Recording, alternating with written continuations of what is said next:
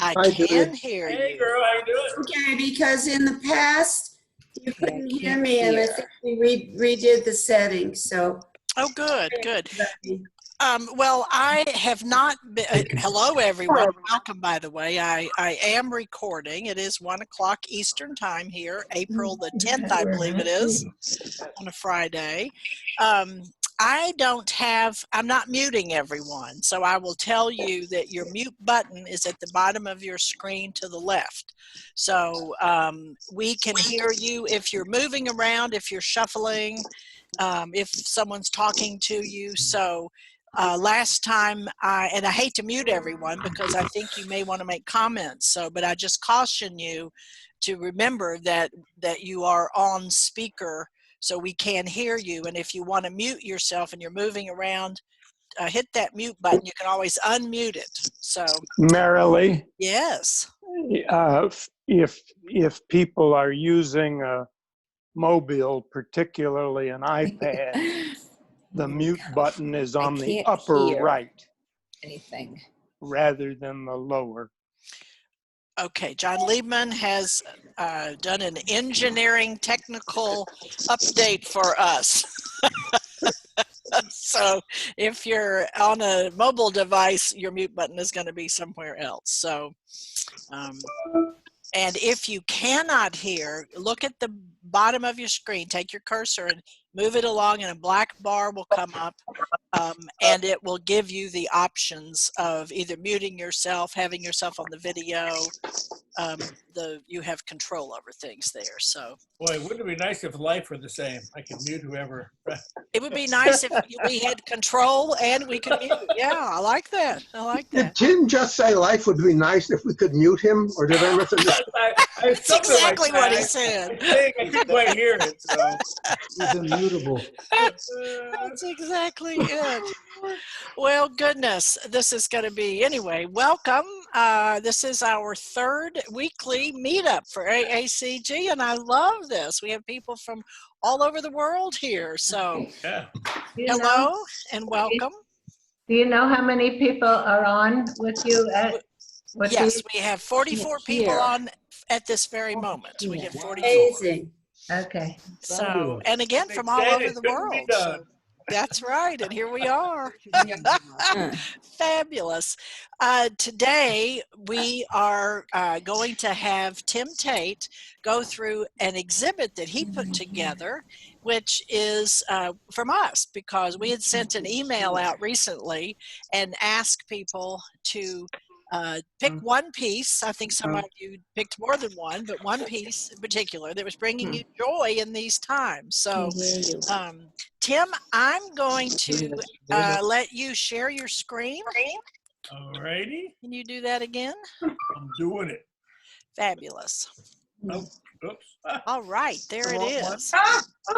Oh, there we go. Okay. So I will, let me start by saying thank everybody who participated in this. It was, Bill and I were having one of our a weekly discussions, and he said, I wonder if during this tough time, people are getting joy from their collections. I mean, isn't this why we collected all this, to give us this joy? And now in a time of fear, does it give us joy? Well, so I thought, well, this is the perfect time to do a show brought to us by the AACG members who have the best collections on earth, and a show that said, it's called Love in the Time of Corona. These are just pieces that everyone loves. Not the biggest or the best necessarily, just something that every time they see it, this gives them a beautiful twinge of joy. So that's what we're going to go through, okay? As we start, at this very first one, we all know this piece is one of Beth Lippman's pieces. And by the way, if any of the collectors are on and I show the work from them, please give us a story instead of me. I mean, right now I'll tell people about this, but if you're here, then that piece is going to be shown, and then you can give a talk if you want. So this piece he commissioned from Beth Lippman. We didn't commission it, Tim. He didn't? No, we saw it at SOFA. Oh, excuse me. I'm wrong already. So see why you all have to do your own on this. I thought he'd given me a story. Well, what happened was, since it was going to go on a brick wall, she had to go back and paint the back until like a mirror so the bricks didn't go through. So maybe I just assumed it was a commission. Sorry about that. So we'll move on. Now you see the deep accuracy of what's about to occur. That's right. Okay. Sharon Carmazon came and said Rick Beck, and she says she loves the color, the subject matter, and the way the light shines through. But I love that view from behind there. I was going to say that view is amazing. Wow, I know. I want to go visit her now in the winter. Is that in New Jersey on the shore? No, Palm no, that's in Boca. She has a condo in, is Sharon on? No, she has a condo in Boca on the first floor, so she can walk right out onto the beach. How beautiful is that, huh? It is gorgeous. Tough, Tough right now. tough living. Another Sharon Carmazon piece is a Susan Taylor Glasgow, one of those early gorgeous pieces of Susan's, and very clever and original, makes me smile, she says, and I think that piece makes everybody smile. Yeah. Now I want to know what house that one's in because I want that one. I think we're in New Jersey again, but Okay. That one's in New Jersey. there you go. Hey, Mom. Here's an interesting one from I earlier. can't get on my iPad. Whoever's talking, mute yourself, please, unless you're Tim Tate. No, now I want Mary Liristini to talk. This is your piece. This is my piece. And this is Stephanie Trenchard, and it's called 9 Teapots. And I have it in my kitchen window here in Asheville, North Carolina. And why it brings me joy every day is, number one, the sun rises on that side and I see it, but it also reminds me of a time, a simpler time. I'm going to start muting folks. I'm going to mute everybody and then unmute Tim. Can't get on your iPad. What are you trying to do? Okay, let me unmute Tim just a sec. All right. Move on here. If Tim, you should be unmuted, but I've muted everybody else because of the background noise. So if you want to talk, unmute yourself. There you go. Anyway, that's if you see a person I'm showing here, Marilee, too, unmute those people so they can talk about it if they want. Is that right? Yes. Okay, moving on. Jerry Silverstein and Bob Zimmerman from the Southwest. This is a guy named Paul Schweider. I don't know Paul Schweider's work, but they love the idea of showing these collections. It's Paul Schweider. Oh, Paul Schweider. Okay, thank you so much. So, well, tell us about Paul Schweider a little bit, because I've not seen his work before. Well, Paul doesn't do a lot of work. He's born in Canada, and early on, he got an offer to work at Orifers in Sweden, and he's been there ever since. He doesn't show at most galleries, although I've seen like a piece here and a piece there. Habitat recently showed one of his pieces. Tom Hawk had a piece. And I was fortunate to get this piece last year. The work is a blown glass, which somebody else does. And then he takes the vessel and creates these very sharp claws. So there's a lot of code working, obviously, that's being done. And it just, for me, it's a very fun kind of piece. And I don't get too close to it, you know, because I'm afraid I'm going to get scratched. Anyway, that's my reminiscence of Paul. Thank you so much, Jerry. And Tim, we have a request. Can you make these images bigger on your screen, or is that something we I don't think I can. Screen? I think that's the biggest I can make it. Wait, let me try. Let me try something. See if you can do a whole screen. No. I can't do a whole screen, unfortunately. Okay. All right. I'm sorry on that. So Tim? Yeah. It's Larry. Jim.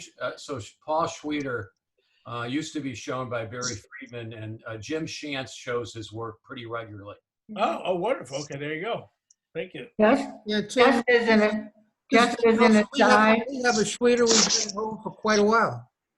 Ah, there we go. We bought it from Chance many years ago. And it's bright red. It's similar to the one you just showed, just a different color. It's gorgeous. Oh, cool. People who come into the house just can't believe it. we Right. too, Norm and Arlene had a piece. Had is the operative word here. Because one day we came home and it was broken, smashed. Ooh. Mysteriously done by a new housekeeper that I told never to touch my glass, but she insisted. So that was that, and I am crying ever since. All right, so let's leave him below. And John Liebman, you're here, right? I am indeed. How you doing, brother? You want to tell us about some Kiki cribs here? Yeah, this piece, I mean, is engraved, etched.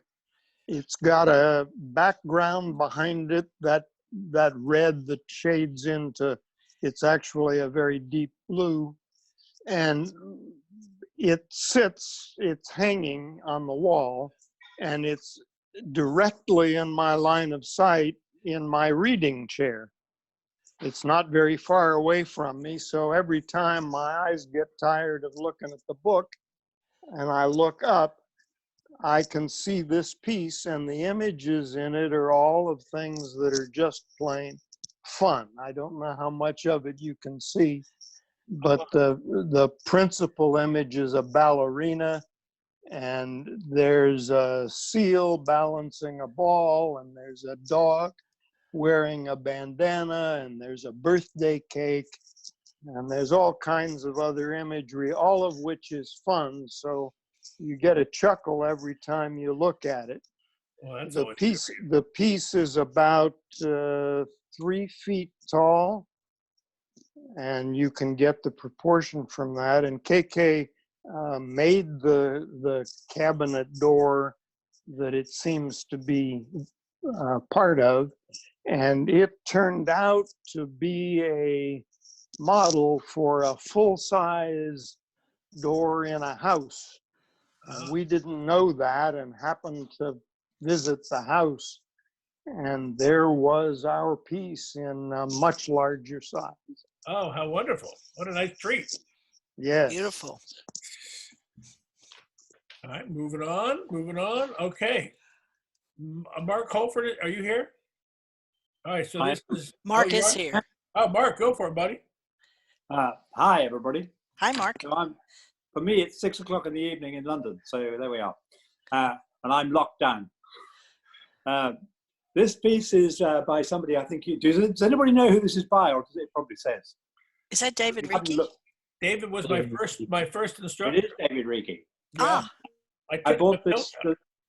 There's a very well-known gallery in the south of France called the Galerie Internationale de Verre, which is run by a man called Serge Leshensky, and arguably he's the best glass gallery in Europe. And I've known him, I suppose I've known Serge for 20 years. And I used to, my wife and I, well, she organized it, I raised the money, used to run an opera festival in the south of France. And Serge used to advertise on the back of our program. And this, I can't remember what year it was, but I should think about 2007. And he always has a theme. And this year it was called Fear. And David produced this piece, and it was on the advertisement. And I rang him up because I was in the UK at the time, and I said, I'll buy it. So I bought it unseen, not knowing quite how big it was. It's about people owning lots of houses, and they're all going to crumble and fall down. It's typical sort of whimsical David Ricci. And in fact, I've just given a lecture on my collection, and David was on the line, and he talked a bit about this piece. So anyway, David Ricci, and probably about 15 years ago, maybe a bit more. That's the story. All right, Tim, is that what you wanted? That's perfect. And you know, when I took his class in the 90s, I really wanted to learn. I was young, and so what I did, there was a lot of people who didn't really like making molds, so I volunteered to make everybody's mold for them, figuring I'd learn twice as much. He was a great guy. Is a great guy. And he'll sing any Beatles song. He knows all the words. All right, so, all right, we're moving on. Mort is not here. This is Mort Silverman, who's a dear friend of Bill Warmus's, lives in Hyde Park. He's got not only the best Lubinsky I've ever seen in my life, but he also has this beautiful Mark Peiser piece. That's amazing. Isn't Is that an enhanced photograph with the color, or is that actually? No, it's just he just took it with a cell phone at the window. It's one of those beautiful bone ash moonstone, I think Mark calls it. Right. No, I've seen those, but never that vivid a color in them. It's gorgeous. No, what's illuminating it? Just the sun? Oh, the name of that. Oh, let's see. Rick, I think it is just the sun. If he took it in a cell phone, it was just light coming through the window. I've never seen that. It's absolutely gorgeous. Isn't it amazing? That same piece is here in town, similar pieces here in town. Yeah. Well, tell them to put it in front of their window in the morning because they'll get that. My God, I know. Wasn't that breathtaking? I mean, It is. Yeah, it was one of the most beautiful ones. And I thought he would pick. He has an absolutely gorgeous yellow-orange Lubinsky that is so beautiful. And he didn't put that one in. I thought he would, but this is pretty good secondary. Sharon Frankel on? All right. Well, this is someone named Leon Applebaum. And if anyone knows anything about Leon, I would love to hear it. Leon is Sharon's brother. Ah, okay. Ah, God. Oh, well, that's nice. You put her brother out. Ah, that's good. That's cool. All right. She didn't give me any dialogue on it, so it's just there for you to enjoy. I bought a piece of his many, many years ago just at an art fair on the street. I'm not sure where he shows now. He's producing a lot of work. Sharon Frankel is from Toledo. Hi, this is Diane and Jerry from Toledo. And Leon and Sharon grew up in Toledo. He shows at Tom Hawk in Columbus. I've seen him maybe secondary market on several other occasions, but he's definitely at Tom Hawk in Columbus. Yeah, and he shows with a gallery in Sedona here in Arizona. I'm not sure if he's in California now, but you'll see his work actually in quite a number of places around the country. Yeah, he lives in upstate New York. Yeah, and he has a place in Florida. This is Howard. Right. And he just makes does a lot of colorful work. This is a little bit unusual. I've not seen anything quite like this. I was going to say, I don't think it's typical of his work, but it's not at all. It was identified to me as an angel. Well, it looks supernatural, doesn't it? Yeah. Oh, sorry. All right, are we ready to move on, guys? Mm-hmm. Yes, okay. So from David Krana, is David Krana here? Yes, Yeah, we are. Speak up, buddy. Okay, so this is a piece that we bought about 4 years ago at an art show in Florida. We had never seen any of his work before. Kiyoshi Matsufachi, I think. Kiyoshi Matsufachi. Yeah, and it's Japanese. Cast in one piece, and only the eyes are inserted after the mold is finished. It's like satin when you feel it. It's beautiful. And it hangs in front of a calligraphy that we happen to have bought in China many years ago. And it's the original couplet was written in 1629, but an artist reproduced it for us. And it coincidentally, we didn't know until we bought this, we had it translated by a Chinese professor at Harvard. And it says, "You love painting and drawing into the bone marrow. Oh, that's so nice. Words from your mouth have a sense of coquettish grace." And he has, we call him the baby Buddha. He has such a graceful effect and beautiful to look at. And I got some calligraphy in China once, and I had it retranslated when I got back, and it was actually supposed to be something really nice, but it was translated to, "You were a complete waste of time." Well, that's why we waited so long to have this translated. We weren't sure. Right now.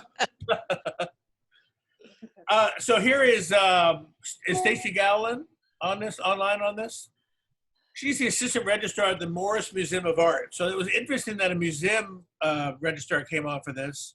And of course, everybody I'm sure here knows Brent Key Young quite well. In fact, he's got that new series of those $3,800 pieces that they're doing. 3,900. 3,900. Sorry. All right, there you go.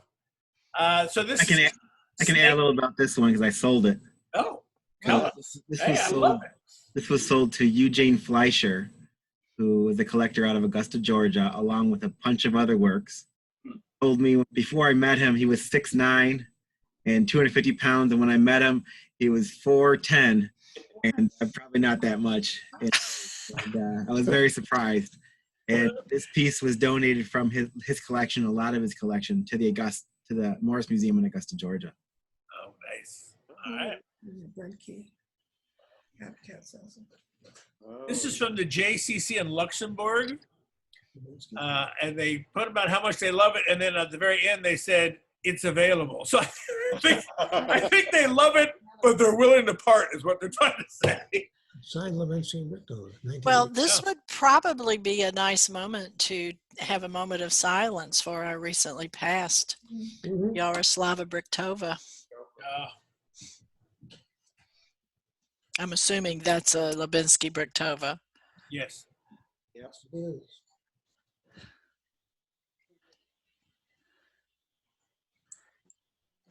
Good, thank you. Does anybody have something they want to say about this? Beautiful color. Color is gorgeous. Beautiful piece. Maybe someone who knows Jaroslava could talk a little bit about her or their relationship with her. Just a thought. Aaron? I've never met them. I'm later generation. I know Ferd and has posted on Facebook, and Hal and Myra Weiss, local here, go every year to visit her. Hi, can you hear us? Hi. Oh, hi, Hal and Myra. Welcome. Hi, Myra, perfect timing. Bet you they know her. We had the pleasure of getting to know Yaroslava very well. And we knew Stanislav fairly well, but we have made it a habit of visiting her on an annual basis for the past, 15 years or more. And she was always a very warm and fun person to be with. We talked about many, many issues, including living in Czechoslovakia when it was under Nazi rule. We talked about her meeting Stanislav and their collaborations. It was always a highlight of our travels. And we've been fortunate to be able to collect many of their works in many of their series. I think their favorite color to work in is that slate gray color, because they really wanted to focus on shape and light and not have people react immediately to the color of the piece, but to the structure of the piece. We both love sculpture, and we were immediately drawn to their work when we first saw it in the early 1990s. Does anyone have any questions about them? I just have an interesting side note because I got the news from Katya. They were introduced by, I can't say her name right. What's the wife's name? Yaroslava. Yeah, they were Doug and Katya Heller were introduced by her. Introduced to each other. Well, Yaroslava, well, let me put it another way. Katya was a translator when we got to know her in the early 1990s. And in fact, we made a trip with Ferd and Kathy Hampson, Kate Elliott, the two of us and Katya.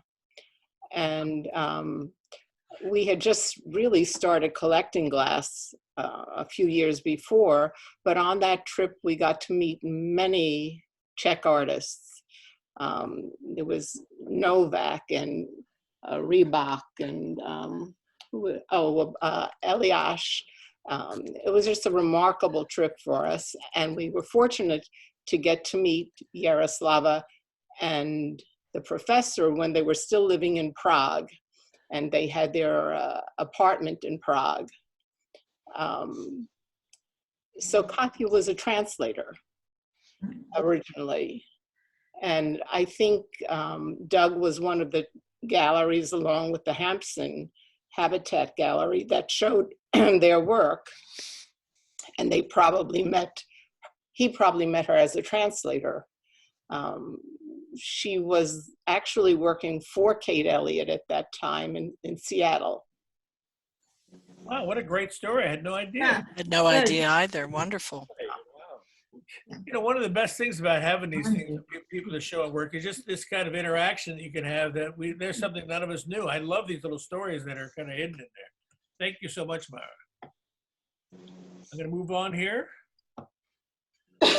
We're at Ann Wolf. This is from Larry Seabrack. I think you're there, Larry. Yeah, I'm muted.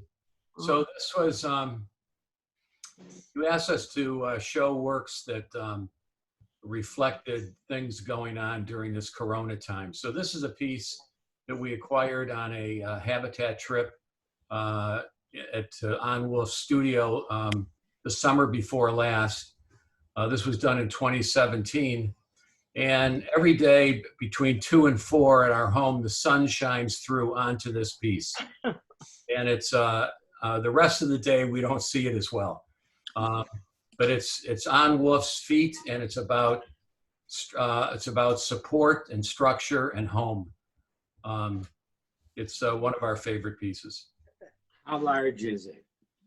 It's about 20 inches high and around 15 inches wide.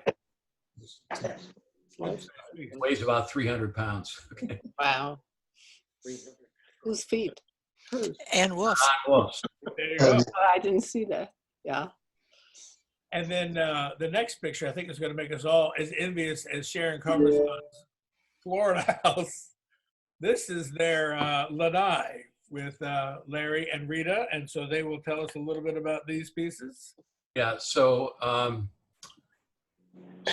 you know, we're fortunate to be in Florida right now during this sheltering in, but at least we have our outside area that really brings us a lot of joy. And you can see the Peter Bremer's piece in the foreground, and there's a Jose Chartier around the hot tub, and a Colin Reed, which we got also on a Habitat trip in his studio in England. In the very background, there's a Dale Rogers Corten steel piece. So, you know, if we had to be anywhere during this time, we're glad we're here and really not in Connecticut at this time. Yeah. Okay. I'm fly down to join you all there. Okay. Okay.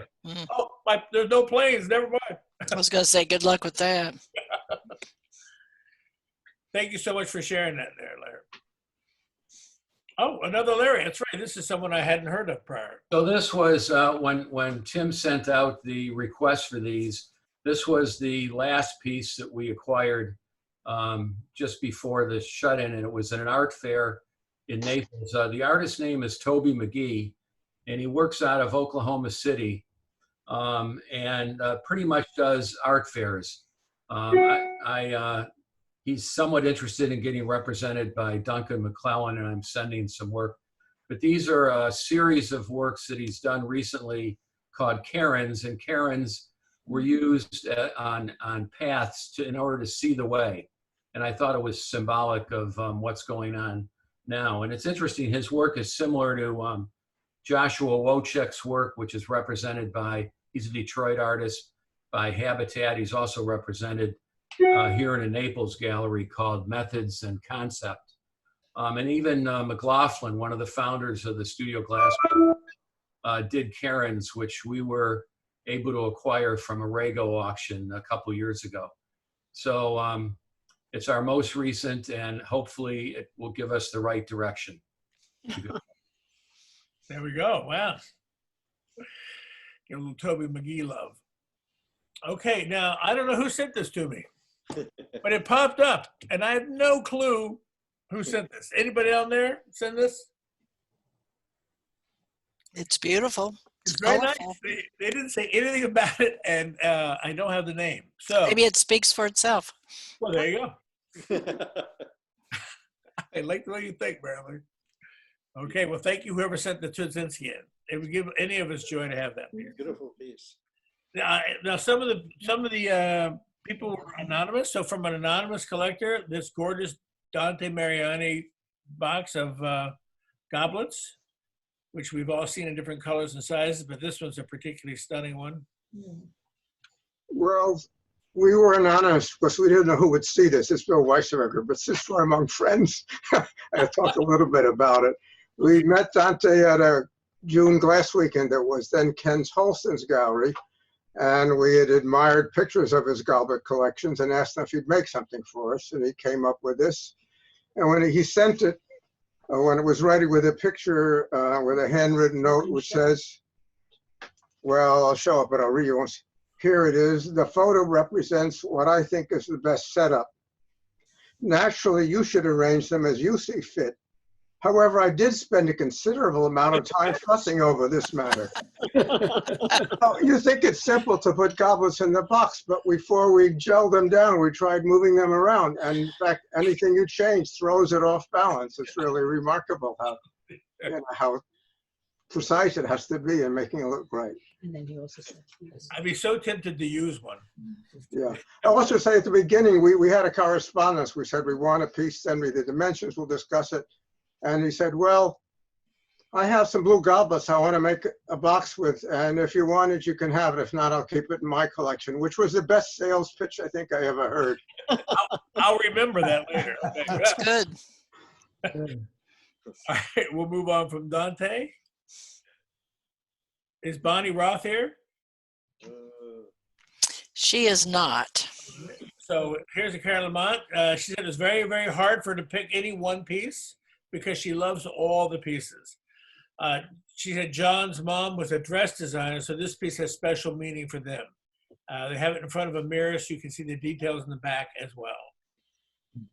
It's beautiful. Gorgeous piece. Gorgeous.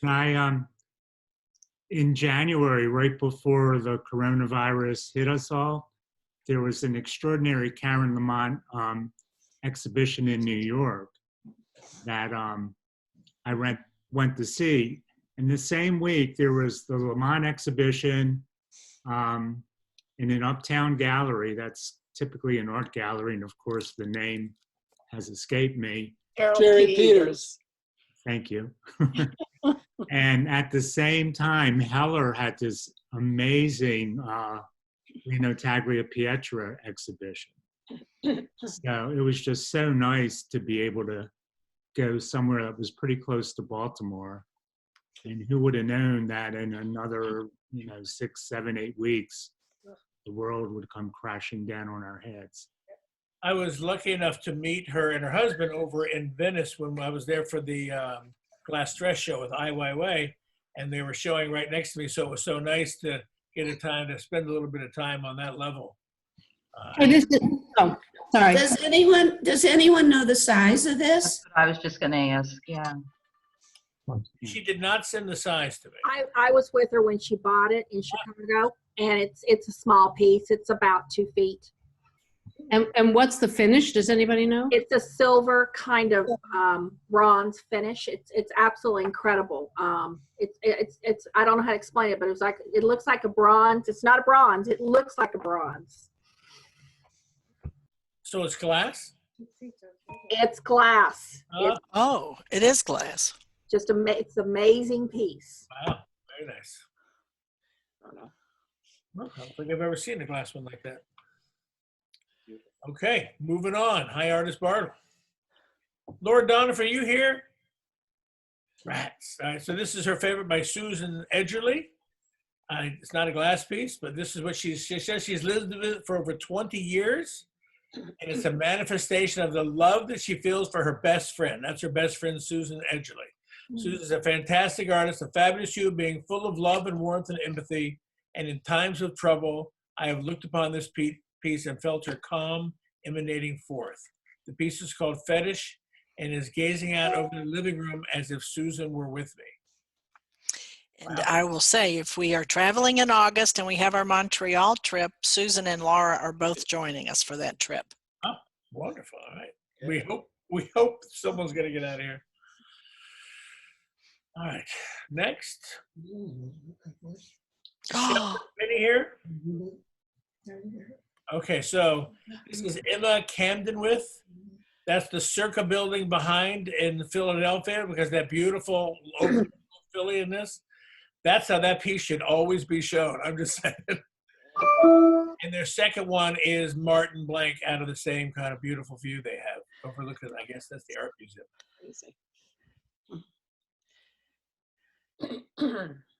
This must have come from Aaron. Is that from your gallery? I don't know. It looks like it. I can't tell you for sure. That sofa like 6 years ago or something. We had some from that series, but he had multiple galleries. Oh, okay. All right. That's the Emma Camdenworth I told you about, Aaron. Yeah, it's great. It's beautiful. Yeah. Beautiful. Yeah. Is that lit from below? Does anybody know? I don't know, but I don't know that one. It looks like it's lit, hitting the wall behind it. Yeah, you can see it reflected on the window, so there's a light behind that thing. Oh yeah, okay. That Emma Camden piece is in 3 pieces. Yeah. And Sheldon and Penny have the most gorgeous view of Philadelphia from, as you can see. They overlook the art museum and beyond.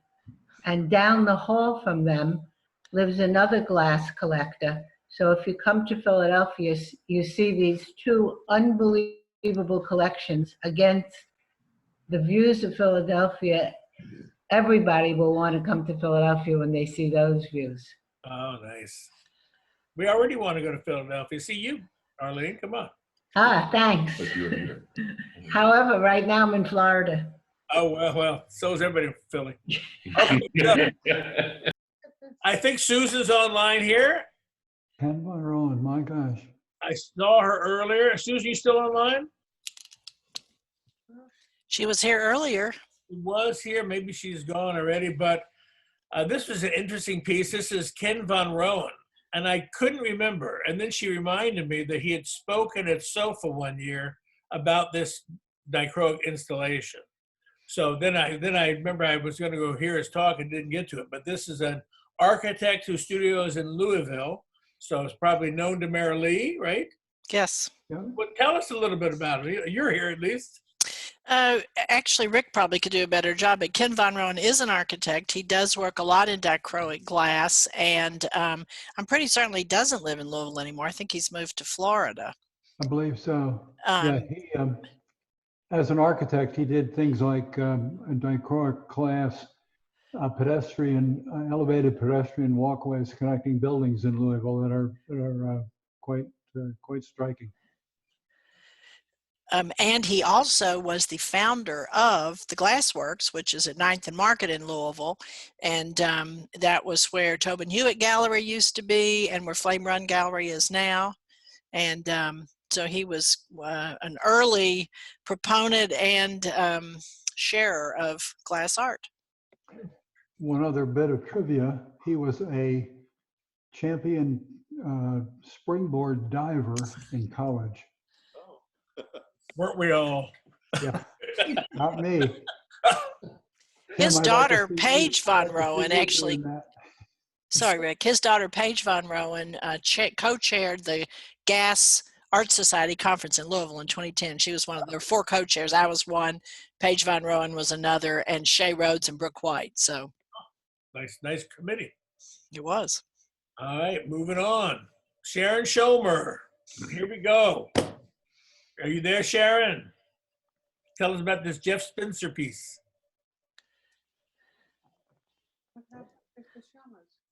You know how to put, Sharon was there, right? Sharon and Fred were both here. Oh, there, you're there, Fred. Sharon, there you are. There, they got it. You're unmuted now. This is done by Jeffrey Spencer, and we purchased it about 20 years ago. It had a title and it was called Hang There. And my mother had died in March, and I was very, very sad. She was my dearest friend. And I saw this piece at the Wheaton Village auction, and it said, "Hang in there." And the characters, the people in the tubes were helping each other. And when they got out, they became alive again and life was good. And so this piece is very meaningful to me. It helped me get through my mother's death. And Jeffrey Spencer was the chiropractor for Lance Armstrong. And he decided to become a glass artist, and then he stopped. And I just love my piece, but it was very difficult because Fred and I love every piece we have in our life. Well, that's still, I think that's been current. And in fact, in this case, the two of you picked different pieces. So I understand totally how it can happen that way. So Fred, you want to tell us about this one? Yeah, this is a piece by Mark Bokesh Parsons, and we bought it, if I remember right, at the gallery at Wheaton Village. And as you can see, it's cast and painted, and it's very much three-dimensional. The crow, for example, probably sticks out 2 inches from the background of the piece. It's quite a heavy piece. And we like it not only because of the technical ability that's shown there, also because like all good art, the viewer brings a lot to it. And whoever you are and whatever you want to see in it is what you see in it. I'm not sure what the artist had in mind, but it's the kind of piece that the viewer can bring an awful lot to, and we enjoy it. Cool. If we can go back for a minute to Jeff Spencer. Yeah. I have a couple of little things to add about him. He was a bicycle racer himself, right. Which is how he got on to being the chiropractor for other bicycle races. He's known for his flame-worked human figures.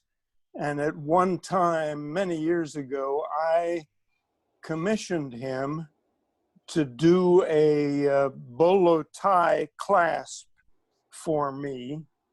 And what I wanted was a human figure, but a dressed human figure that looked like a professor standing at the blackboard with a piece of chalk in his hand. And a year dragged by, and Jeff was no closer to, as far as I could tell, to getting my piece done. And I needled him a few times, and he finally sent me about the lower half of a not very good pair of trousers and said, I simply cannot make dressed human figures. You're going to have to live with a nude. And that's what I have. I also want to tell you a little bit about Jeff Spencer. And I think, Sharon, you would enjoy this. His father left the family, and he was getting into a lot of trouble when he was a teenager. And when he was in high school, the shop teacher brought him to glass blowing and put him under his wing and actually saved him emotionally. So just as this piece saved you and helped you through your mother's passing, glass has helped Jeff Spencer become what he is today. And he went on from there to college and obviously to chiropractic school, but he was lost until he got involved with glass. I have another comment on the piece that we have here, and I'm going to ask all of you. This is the only piece, and we have a large Jeff Spencer that has some blown work, but mostly the what is it? The nest. Yeah, but flamed. But we flamed. have a natural, real bird's nest In it. in the piece. And I just wonder, it's a piece that we both love very much, but I wonder how the future is going to be for this natural bird's nest that's part of our piece. I think Bruce up in Glencoe has one of his too, if I remember. We do. We do. We do. It's not in Glencoe anymore, It's in but Highland Park. Oh, there we go. There you I'll go. say Glencoe is a distant memory. ours was called Breaking Out. Yeah, see, I saw it. I saw it at the old house. Sorry, I didn't mean to speak. I didn't see it there, Bruce. Sorry. Okay, I'll move on. One more now. Fred, another one, buddy. Yeah, this is, as I'm sure most of you recognize, this is a large Janisch. It's actually a triptych, and it's hard to tell from this photo, but those are individual panels, and it's cast and painted, and it's basically relief cast so that it has dimensionality to it. It's called Three Muses, so it's a version of a very classic theme. And one small interesting story, this piece did not start out as a wall piece. This piece actually started out as a standing screen, and there were little feet on the bottom of it. When we saw it, we said, well, we love it, but we don't have place for a screen. Can you put hooks on the back? And it had obviously a lot more than hooks. And he said, sure. And so we took off the feet, and we were able to mount it on one of our walls. We've had it for a number of years. It's not a particularly good, but we love it. Perfect. By the way, Bruce, I remember it because your Jeff piece and your oh my God, Coca-Cola bottle with the figure in it. Clifford Rainey. Clifford Rainey. My two favorites of your pieces. That's why I remembered. I saw it at your house. So sorry about that. Didn't mean to bust you for having one, but it was a good piece. It's a good memory too of Glencoe. You have a good memory. Yeah. Now I would say this. This is an obscure artist that many of you don't know, but Rick Heath put this up. So why don't you tell us about it, Rick? Well, you asked for something that was soothing during the virus attack, and I just love these boats by Lino. They're so graceful and peaceful. We bought these in Venice. They were part of an installation of 21 such boats hanging in the Palazzo de Calais, I believe, in front of a bottle glass window in St. Mark's Square. We wanted to buy a red one as well, but pricing kept us to two. Merrily, I can't remember when we bought this. I think it was one of our first trips to Venice way back, maybe 20 years ago. It was before Cecilia's entrance into Lino's life. Yeah. We bought these from Barovier, right? Yeah. Beautiful setting for him, too. All right, guys, moving on. Again, Stacy Gowles, she's not here, right? So again, she's the assistant registrar at the Morris Museum of Art. And of course, she put the Stephen Roth Powell here. That's the beauty with the nice long neck. Yeah, like the colors. Beautiful. It's nice when a museum puts your work forth as their favorite piece, which is always a good thing. What's the name? Oh, the name, Steve, the name of the museum or the, oh, hold on, I gotta go backwards here, hold on. No, the Stephen Powell. Oh, let me look here, let's see what I got. Yeah. Ours. Called Exhausted Tawdry Buns. Yeah, ours is named Sultry Buns Smith. Nice. Well, there you go. They actually Tawdry Buns. There you go. They flew me down to speak at the Morris Museum in their Young Artist series, and I had to break the news to them. Not so young. All right. Stephen would never share with me who the people were that he named these after.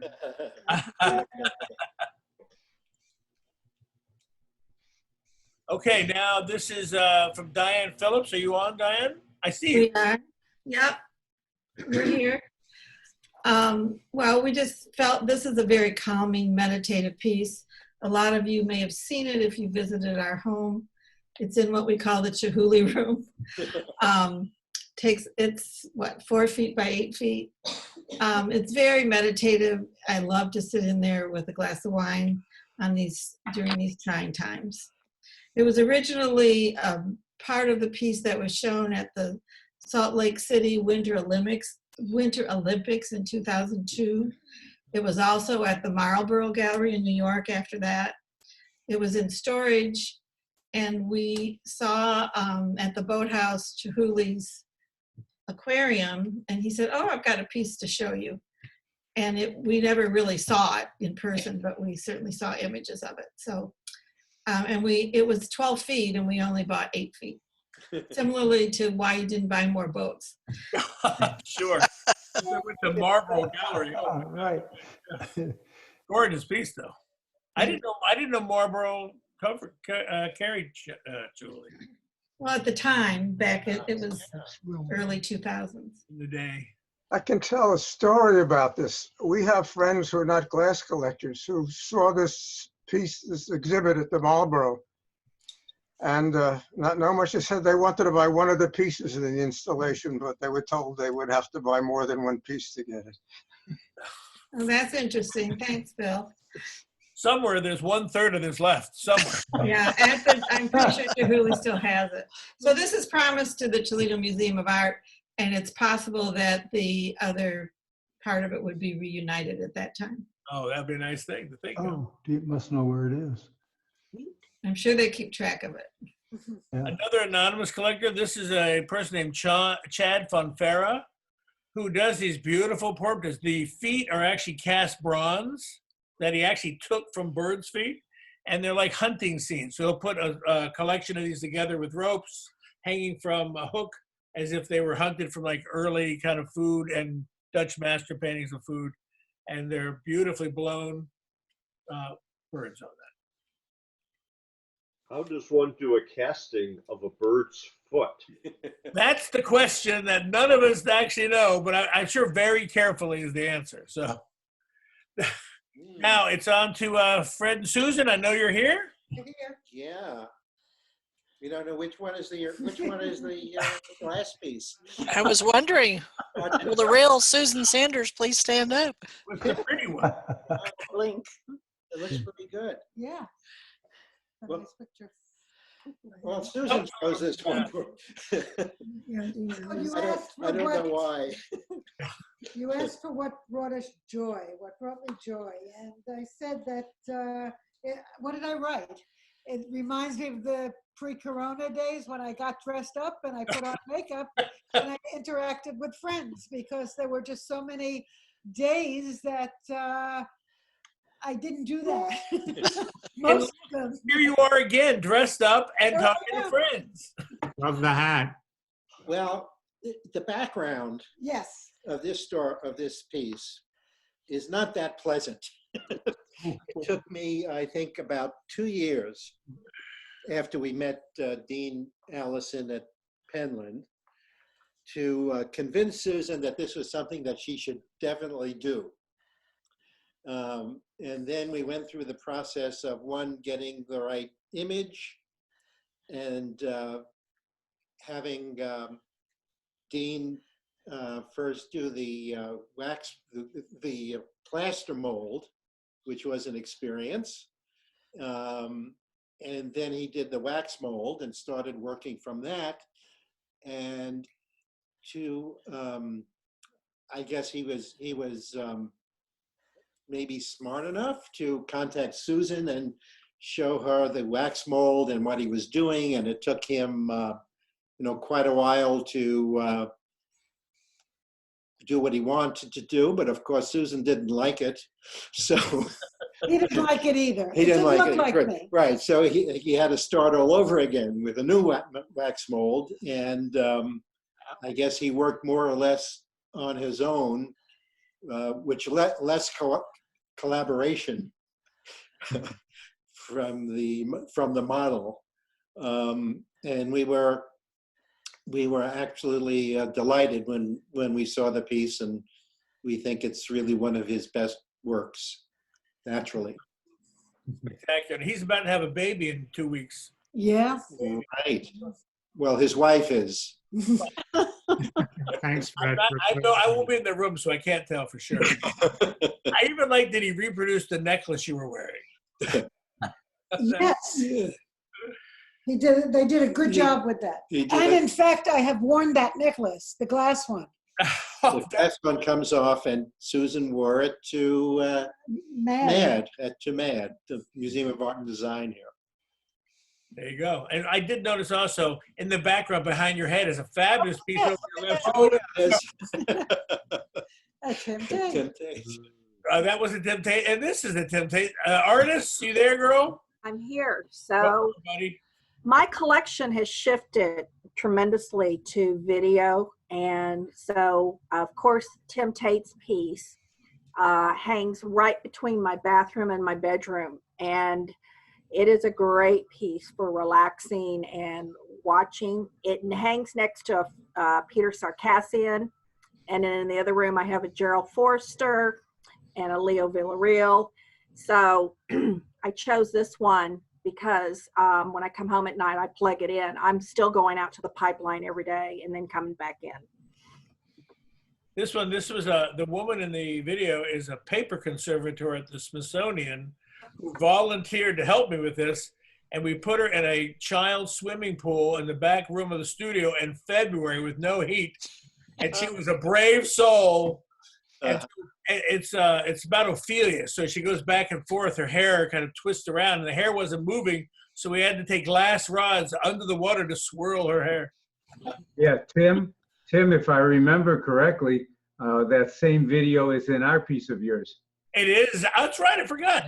You have yeah, we have one of those also. No, you do not. I do too. You have one of these? Yeah, ours has music. Behind rods. That's right. Yours is behind rods. Ours is behind rods. Yes. Rods is behind rods. Daffodils. I forgot about that.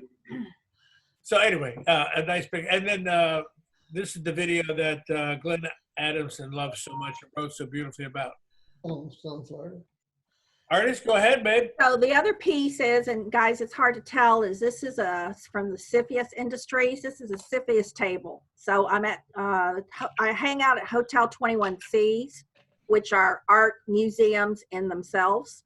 And they had a table, and these artists create designs in the sand that run continuously. You never turn these tables off.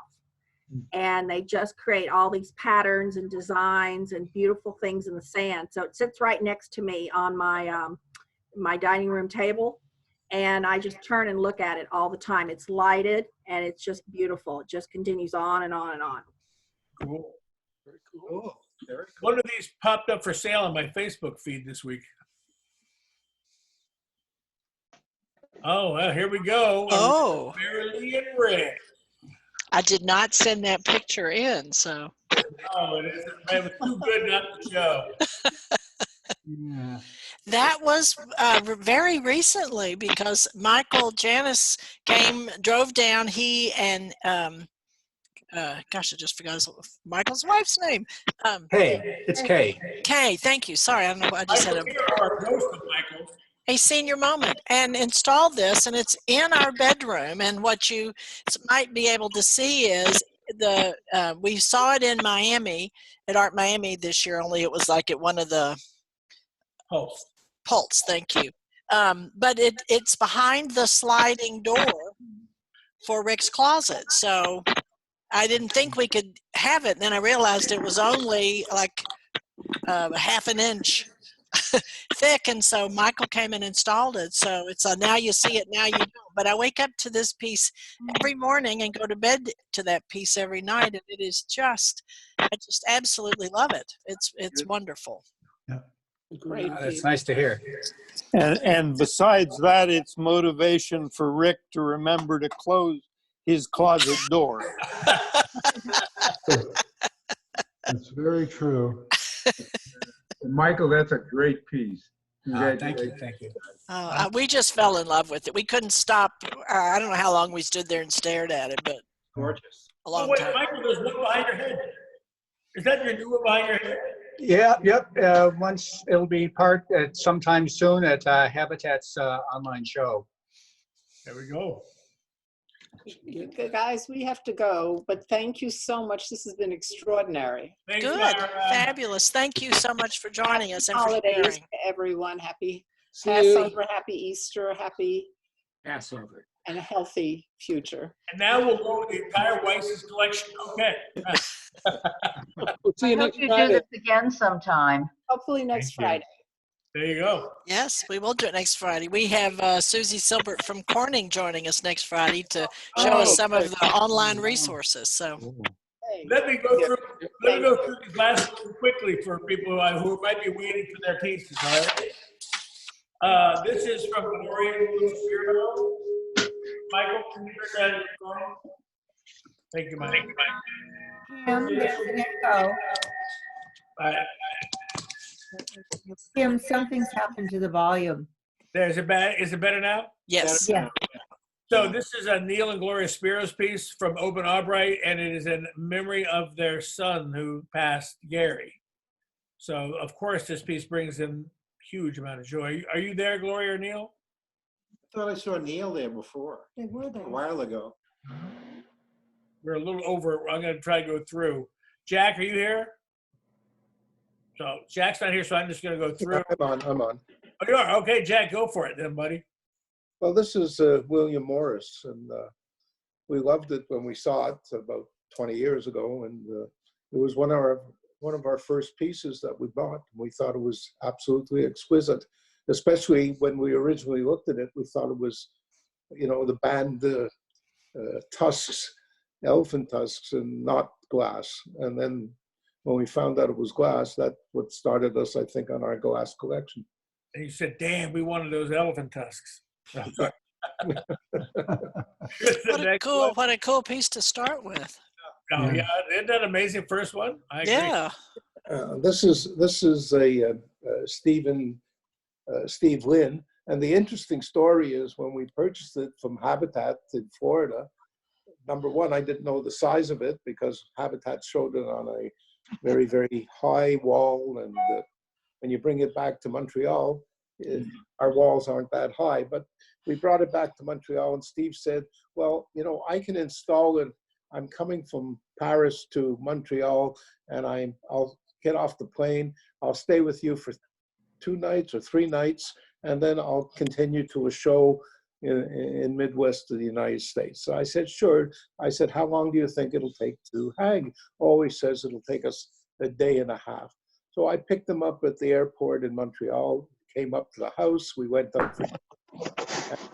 The next day we got up. We started to try to find a wall that was straight. And unfortunately, in my house, there aren't very, very many straight walls, but we did find this wall. It wasn't the original place where we wanted to have it, but we found a very, very good spot for it. And he started to hang it up, and he told me it'll take a day and a half. Well, let me tell you that he started around 10 or 10:30 in the morning, and by 1 o'clock in the afternoon, after we finished the first bottle of wine, it was up. I think it was up, not later than 1:30 in the afternoon, and he was with us for the next 2 nights. Well, let me tell you, we went through about 20 bottles of wine. It was a memorable weekend. I never remember it. I know he was there, and I know that the picture was there, but that's about it. All right. And it's, by the way, this is the terracotta soldiers. We had visited China a little bit before, about probably 3 or 4 months before, and we were enchanted of the story of the terracotta soldiers. And when we saw this piece in Florida, that was the reason that we bought it. And it really is an exceptional piece. I think Steve is doing absolutely wonderful work at the present time. What's his last name? Beg your pardon? Lynn. L-I-N-N. Steve Lynn. Steve Lynn, yeah. Shows at Habitat. Yeah.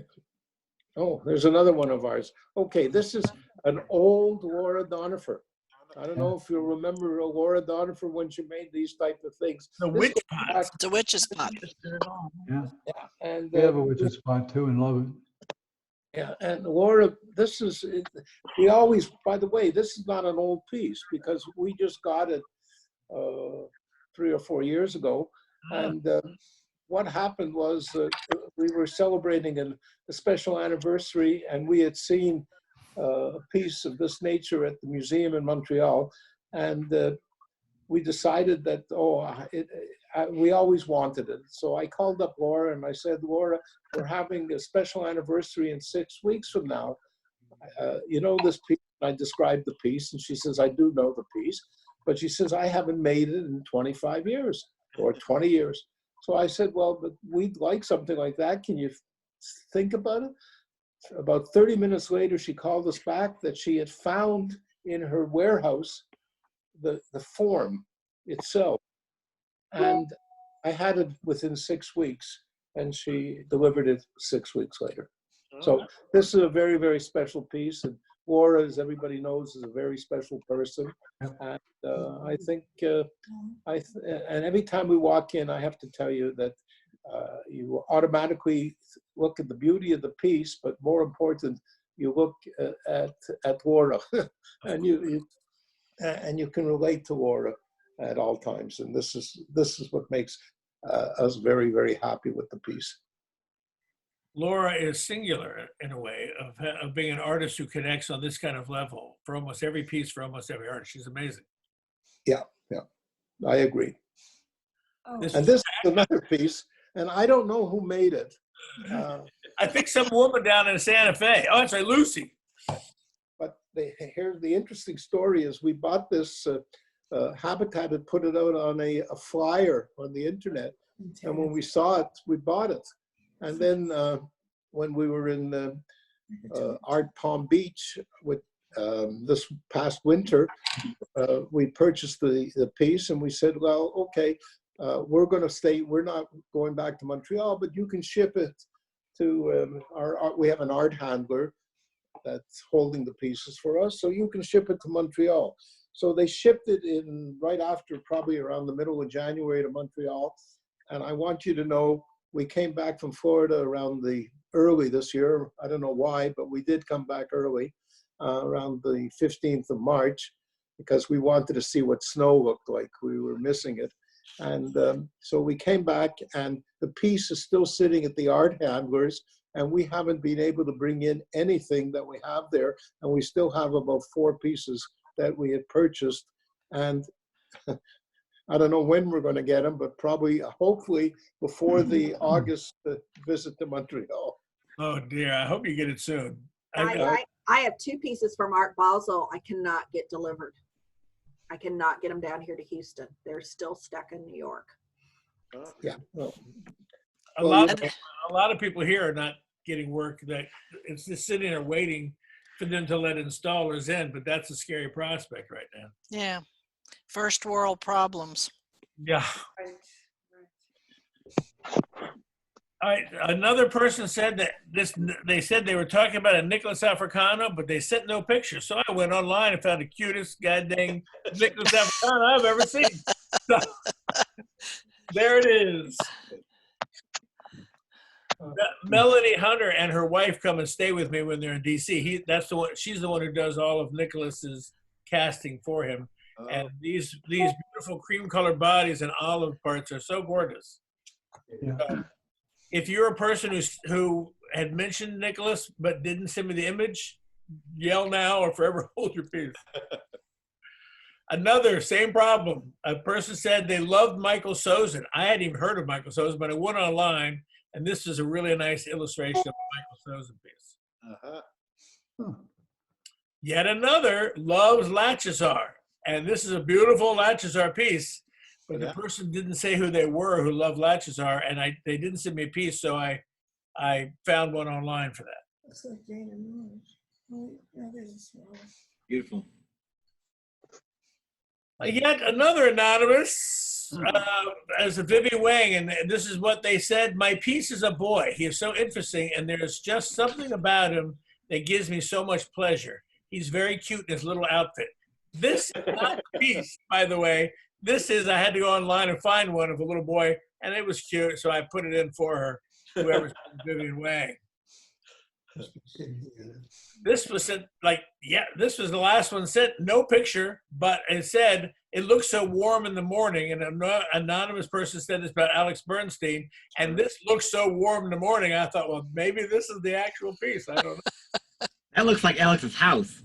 It's his studio right there. The studio, yeah. Oh, that's before they bought it, Aaron. I don't. Oh, that was Alex who sent it in, right? Right. I didn't think about that. Maybe it was.